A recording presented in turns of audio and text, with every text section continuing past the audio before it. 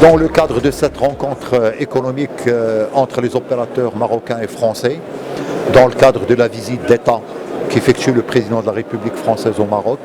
ça a été l'occasion pour traiter des sujets hautement stratégiques pour le Royaume du Maroc et qui concernent les secteurs d'activité d'avenir, notamment l'énergie, notamment le dessalement d'eau,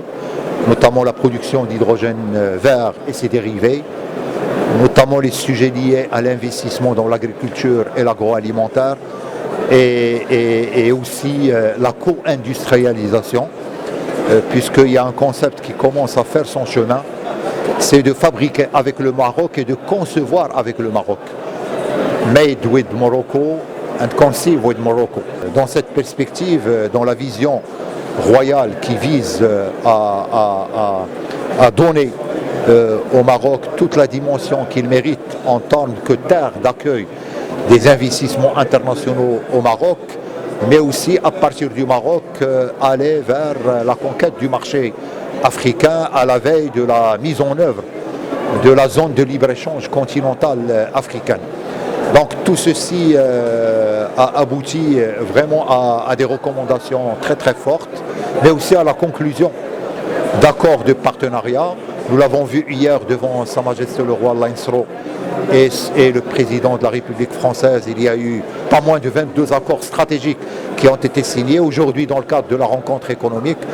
on a plus de 17 accords qui ont été signés. Et il faut dire que le train continue d'avancer puisque d'autres entreprises annoncent